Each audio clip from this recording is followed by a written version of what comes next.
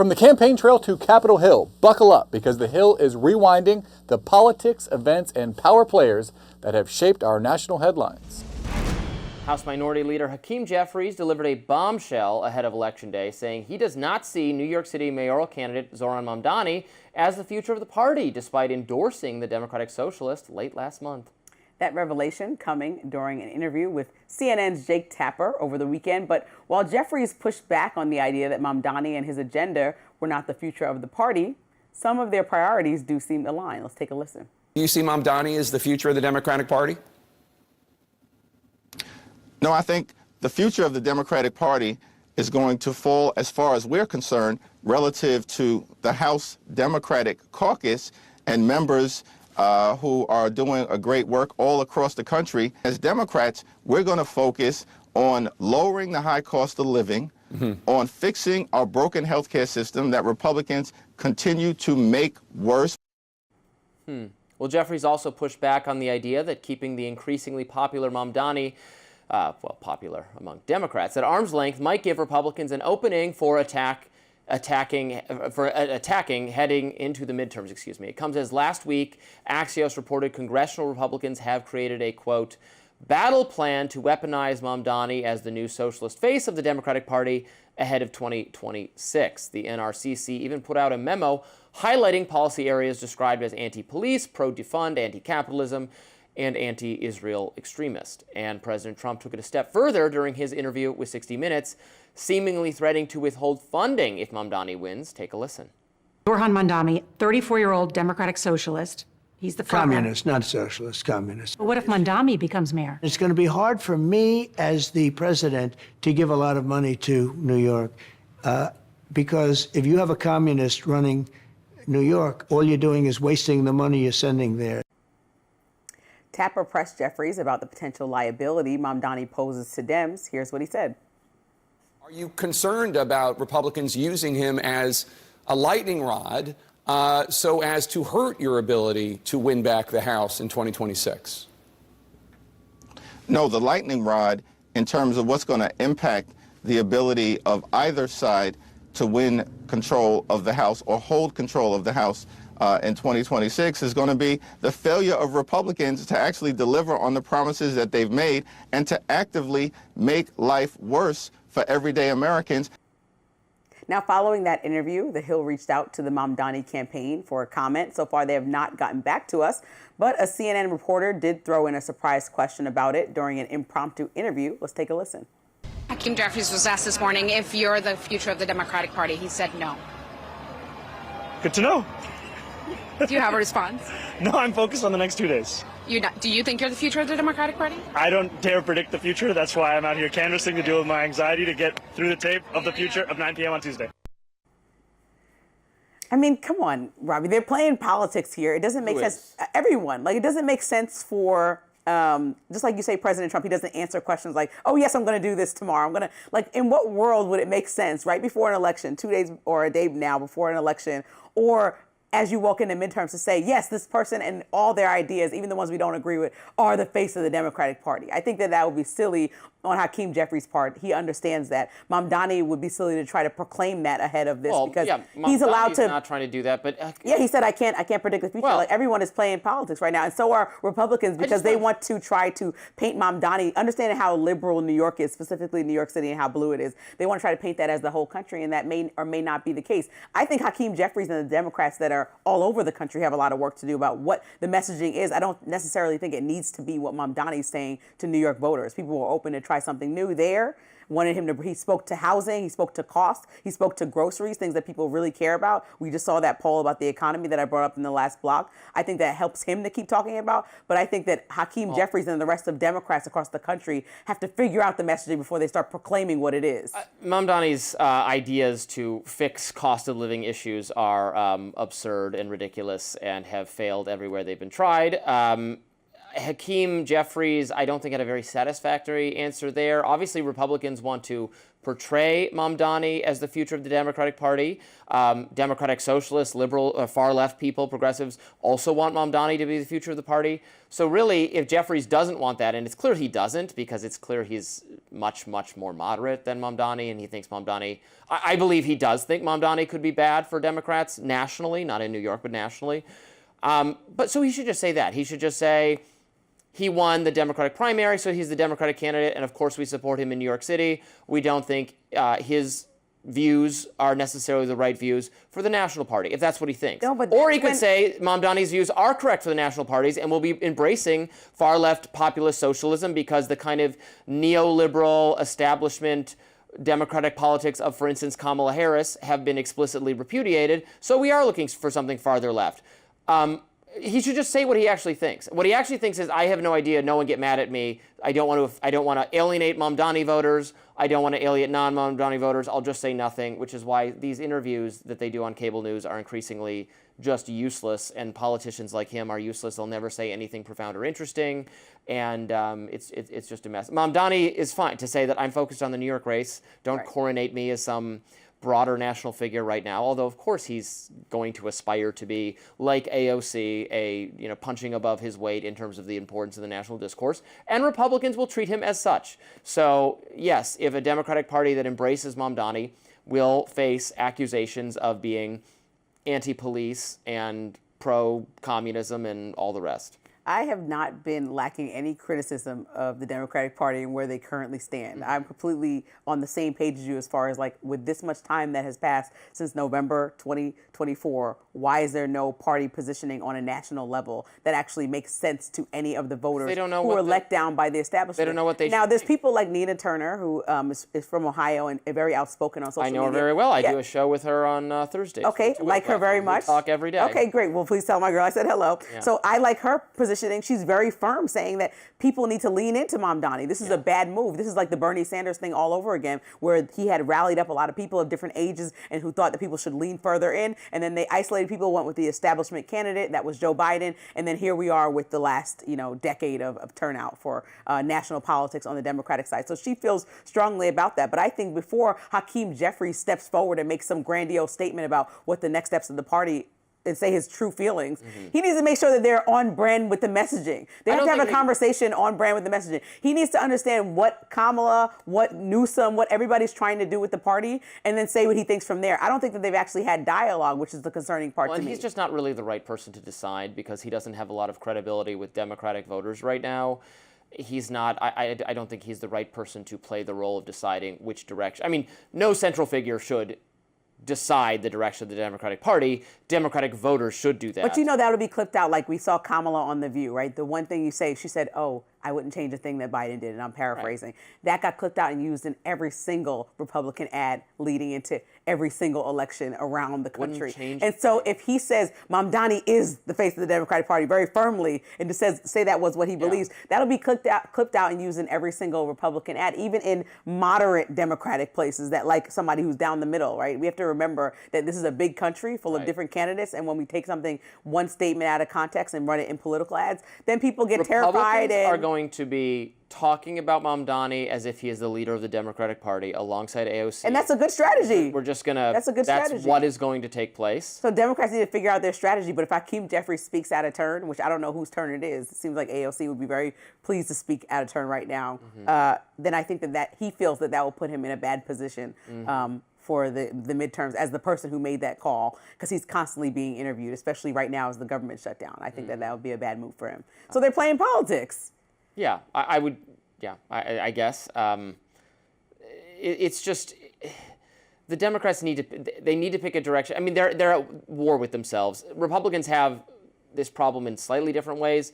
The two parties represent wide ranges of factions on their own sides, on right and left, and the Democratic Party's problem is this kind of broader split between still quite left on cultural issues, but somewhat more moderate on economic issues, and also just not culturally associated with the left. That faction, the neoliberal faction, the neoliberal progressive faction, and the hard left of Bernie, AOC, Mamdani, and there's a lot of enmity between those two. That divide is very real, and the left people keep saying, well, we tried it your way numerous times and we lost. When are we going to try it our way in terms of the And they have to national listen strategy? to younger people. Like, there was a record turnout of young early voters in New York. And so if we talk about what the disconnect was with the Democratic Party, people. well, yeah, you talk about listening to the youth and getting old people out of Congress all the time. I don't like younger people or old people. Okay, well, like the younger people spoke up. Exactly. No, only age exactly cohort. millennials. The That's not millennials right. should run things for the foreseeable future. It's our turn. Let us do it. President Trump had some harsh words on Truth Social for late-night comedian Seth Meyers. We'll be right back with more on that.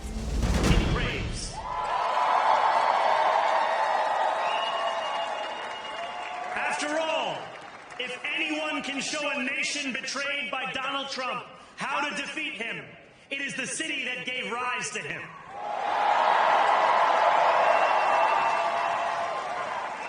And if there is any way to terrify a despot, it is by dismantling the very conditions that allowed him to accumulate power.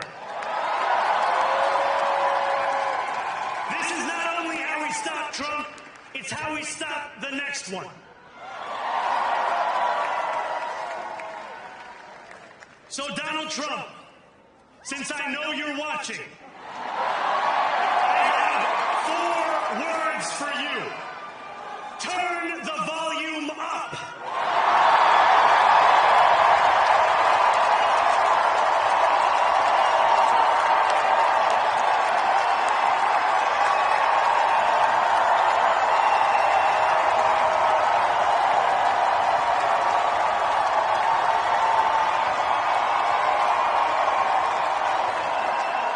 We will hold bad landlords to account because the Donald Trumps of our city have grown far too comfortable taking advantage of their tenants. I passed the hour after the polls had closed, and Zohran Mamdani, the 34-year-old Democratic Socialist, is the winner, as expected, and will be the next mayor here in New York City. Numbers coming in early. The check mark is next to Mamdani, and he ran a campaign after, winning in a crowded Democratic primary field that was impressive to many, driven by the youth vote here in New York City. On the left side of the Democratic Party, without a doubt, as you look at his campaign headquarters, and now Mamdani, just turning 34 years of age, will be the next mayor in the largest city in the country. Those are some early figures coming in, bottom of the screen, 51.7%, with Andrew Cuomo at just under 40% and Curtis Sliwa at 8%. Again, early numbers, but the projection, given the data that we had, was more than enough to make this decision, and make this decision early in the night. And these numbers are interesting because if they hold true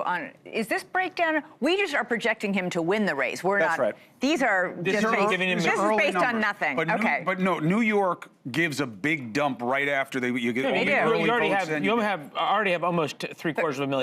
That's probably most of the early vote. Yeah. Right. And so look, this will be a record turnout year. These are a big basket of votes. If this percentage structure stays the same, it answers the question of the mandate. Right, that's what I If was going Mamdani, after. which means that he did even better Well, we in don't this know that election yet, than he did. because- But I'm saying if it holds, it becomes a very interesting plus minus for him, because there's the promise versus the promises kept, which can be tricky, especially because a mayor's not as powerful as a president or governor. Welcome back to Rising. Niall, what's in your notes today? I'm glad you asked, Robbie. Today, I want to pay tribute of a kind to Zohran Mamdani, to his success in winning election as mayor of New York City, to the thousands of New Yorkers who volunteered for him, and the more than 1 million people who voted for him. They all beat the odds in their own way. It's worth reminding ourselves just how improbable Mamdani's rise appeared 1 year ago. Back then, he was a virtual unknown, a young Democratic Socialist state assemblyman. When his campaign began, he was at 1% in the polls. That was among Democrats. And in the end, he beat Andrew Cuomo twice. Cuomo, a former governor, the son of a former governor, the favourite of the Democratic Party's centrist Clintonite faction, and the favourite of some of New York's most powerful business interests. Mamdani first beat him in the primary in June, and he beat him again on Tuesday. And that's good, because in beating Cuomo, he beat back those powerful interests and beat back the well-funded politics of fear. Look at this chart from Open Secrets, an organisation that traces money in politics. That orange line you see there shows the money given to outside groups either to help Cuomo or to stop Mamdani. The green line, way below it, is the money given to help Mamdani or to stop Cuomo. The difference there speaks for itself. Mamdani beat back some disgraceful media coverage too, coverage that was often hysterical, fear-mongering, or blatantly bigoted against a Uganda-born Muslim. Now, believe me, I know there are many members of our audience who don't share Zohran Mamdani's democratic socialist beliefs. But I'd like to think that even some of those who disagree with his ideology might at least have some quiet admiration for his outsider victory. The people beat the power brokers in New York on Tuesday, and that's always a good thing. Here's the man himself underlining that point in his victory speech in Brooklyn. Thank you to those so often forgotten by the politics of our city who made this movement their own. I speak of Yemeni bodega owners and Mexican abuelas, Senegalese taxi drivers and Uzbek nurses, Trinidadian line cooks and Ethiopian aunties. Yes, aunties. To every New Yorker in Kensington and Midwood and Hunts Point, know this. This city is your city, and this democracy is yours too. This democracy is yours too.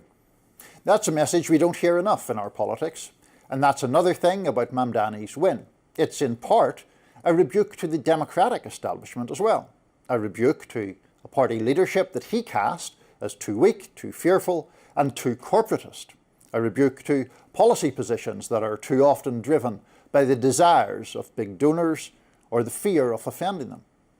Mamdani's morality, he said elsewhere in his speech, would be guided by a, quote, bold vision, rather than a, quote, list of excuses for what we are too timid to attack. I want to say a couple of words about his vision. It's been cast as scary or subversive by his opponents in politics and in the media. Here, for example, is the New York Post front page on the day after his election. But what is the programme that the Post and Rupert Murdoch are portraying as Soviet-style communism? A promise of free childcare for little kids aged 5 and under. A promise that city buses will be free. A promise to open one city-run grocery store in each of New York's 5 boroughs. And how will it all be paid for, the critics cry? Mamdani has already given his answer many times. It's by nudging up the city's corporate tax rate so it's on a par with neighbouring New Jersey, and by adding just 2% to the income tax rate of people earning $1 million or more. Only in America, where Democrats as well as Republicans often sing from the billionaire's song sheet, would offering free childcare for all, or asking the wealthy to pay 2% more tax, be seen as dangerously radical. But that's the point about Mamdani's candidacy. It was unafraid, and courage, just like cowardice, is contagious. That's why billionaires try to nip it in the bud. And it's why Zohran's victory speech has gone viral too. Because it felt good to see someone show some guts for once, to stand up to Trump and to stand up for this nation's greatest city, a city that I, like many immigrants, first called home here in America. And to do it all like this. New York will remain a city of immigrants, a city built by immigrants, powered by immigrants,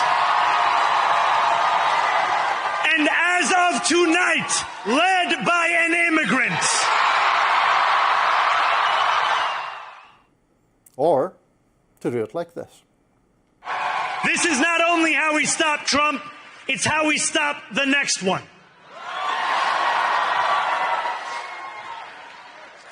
So Donald Trump, since I know you're watching, I have 4 words for you.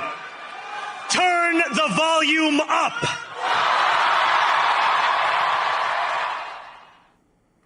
Mamdani's win was so emotional for so many because it offered hope.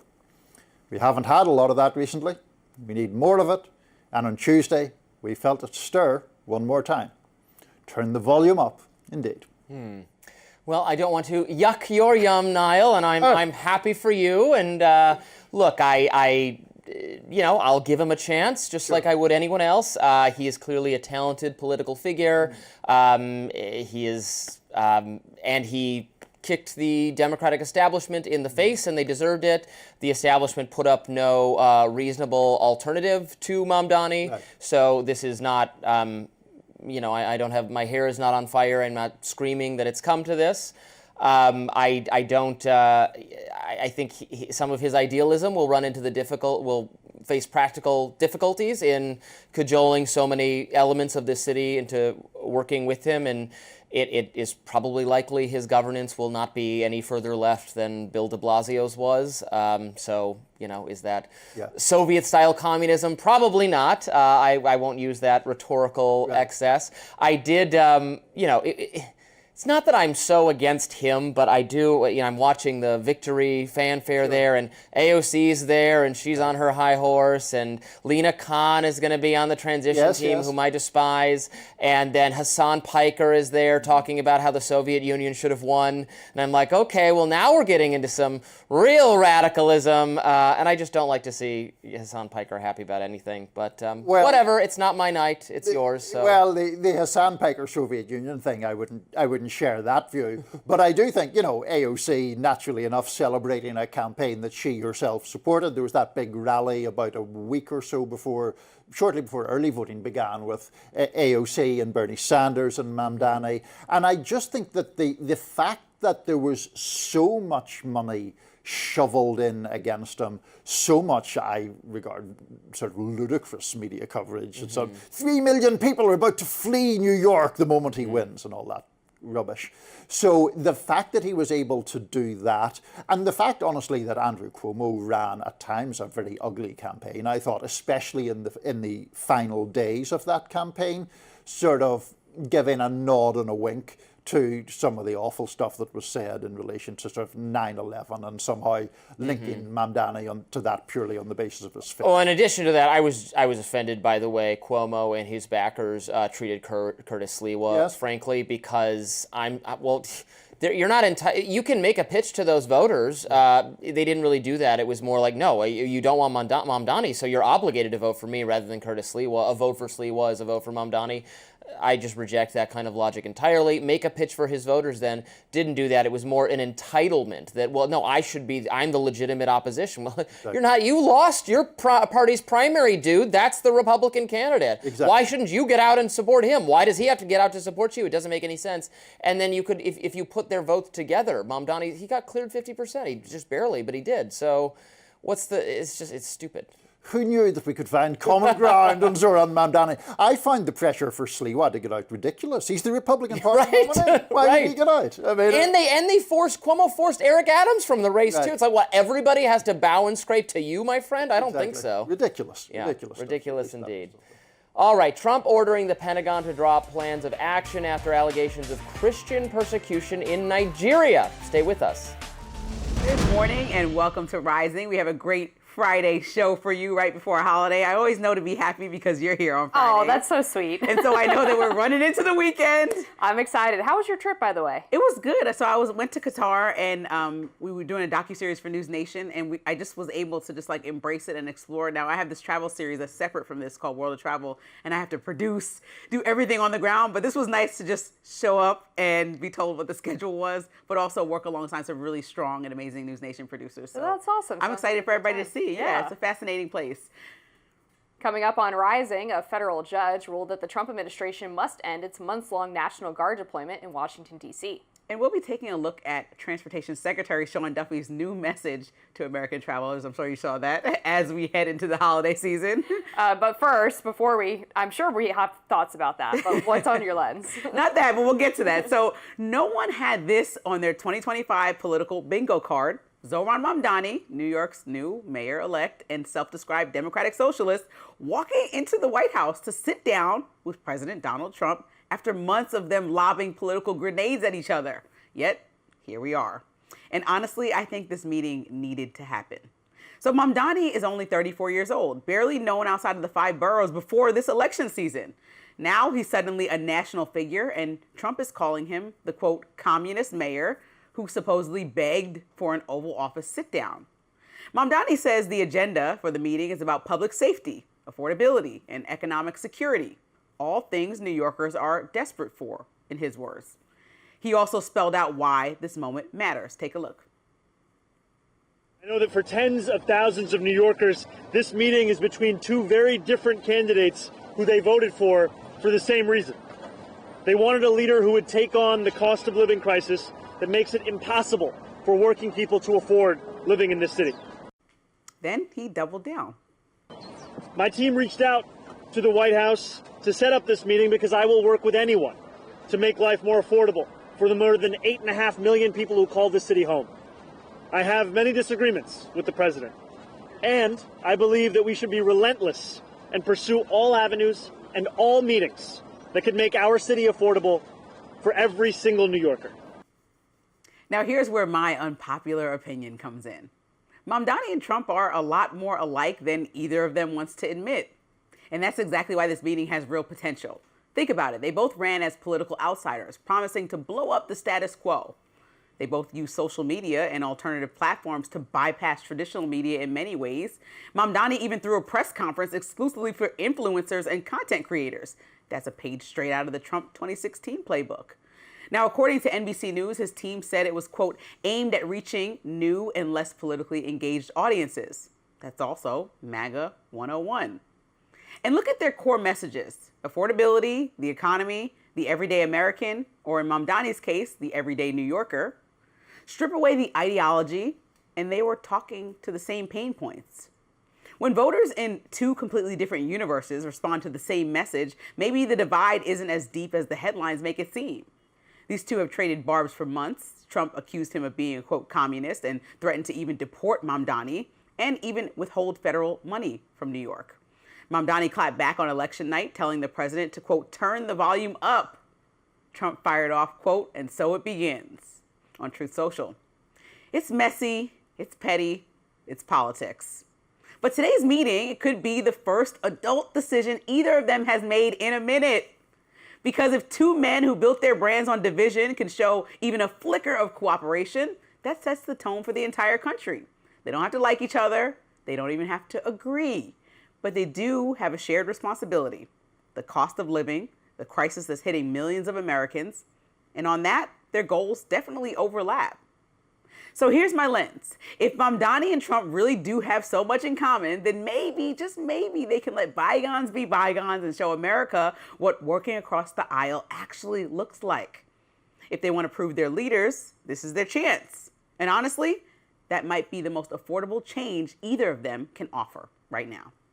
Well, really interesting, Lindsay. I actually agree with everything that you said. You think they're similar? I do, yeah. Well, so I was talking to a Democratic strategist who was talking about really how they ran the Mamdani campaign. He wasn't on it, but watching from the outside and living in New York. And he said that Mamdani's goal was to build a grassroots coalition and to get out low and mid propensity voters and people who had never voted before. That is exactly what Trump did in 2024, was they focused on low and mid prop voters, right? So there is a complete overlap in the strategy of who they're trying to appeal to. They both focused heavily on economic issues, and they're both these sort of outsider, supposedly not really politician type candidates. So I do think that strategy-wise, they are alike in a lot of ways, and I'm very curious to see how this meeting goes.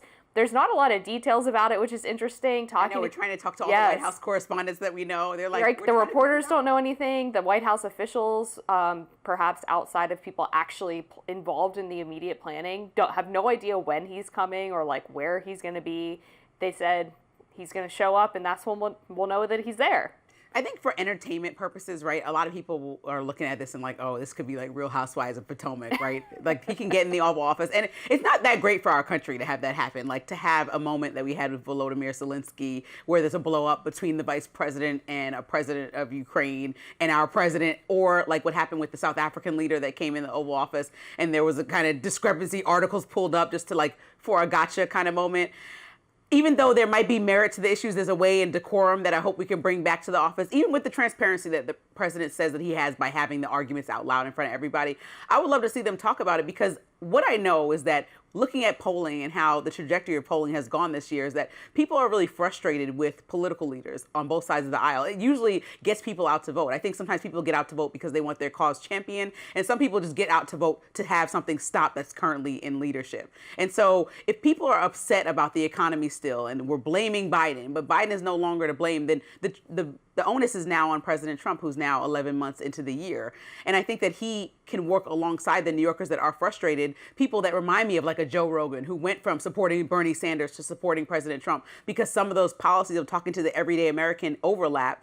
They can have an opportunity to show Congress possibly how to behave and maybe get stuff done. Or they can have a theatrical moment that we'll talk about for the next few weeks that gets us nowhere. And I'm also curious to see where immigration comes up on this, because Mamdani has said that he does not want the city to cooperate with ICE, which was something that Mayor Eric Adams was willing to do. I wouldn't be surprised if that's an ask that Trump makes of Mamdani in exchange for getting that federal funding. There was an interview that Mamdani did with a local news outlet earlier this week where he was asked about the free bus program, and he wanted to fund it by raising corporate tax rates, which Kathy Hochul has already said that she's not willing to do. And he was like, well, the most important thing is not how we fund it, it's that we fund it. And so he's already running into roadblocks in terms of implementing his agenda. And so I guess the question then is, will voters blame him if these things don't get implemented, or will Kathy Hochul become the sort of scapegoat? Oh, right. And I think there's a lot there about what Mamdani has said on the campaign trail. But again, I liken him to President Trump as well, about things that are promised, like I'm turning this economy around first thing, and we're 11 months into the year, or I'm ending wars. And even though he says it was an exaggerated claim, immediately, days into his presidency, and or months in before we even started having real conversations. I think that those are, people overpromise on campaign trails on both sides of the aisle. So there's going to be frustration there. Mamdani has some real pie in the sky ideas that don't land for all Americans specifically, but New Yorkers. So I think he's going to have to explain himself. But as long as he's pushing and we see some results, the best thing that can happen to him is that even one of his policies lands and provides a runway for New Yorkers to have ease economically, and then Democrats can maybe look to some of the policy ideas without saying we adopt this entire idea of being democratic socialists, and say these policies work, and this is what we're implementing into our strategy for the next few years, because I'm not seeing a clear strategy. I am excited to see what comes out of this meeting, the tone, what they talk about. How long are they going to sit in front of the cameras versus maybe having some sort of, backroom meeting where the press isn't privy to it? And are they going to take questions from the media too, right? They need to. I mean, if you took questions with the leader of Saudi Arabia, the Crown Prince, come on, you could take questions with Mamdani. This is like the stakes were a little higher with the Crown Prince, so we'll see. President Trump seemingly calling for Democratic leaders to be hanged. What he posted on Truth Social and what the White House is saying next. We'll be right back.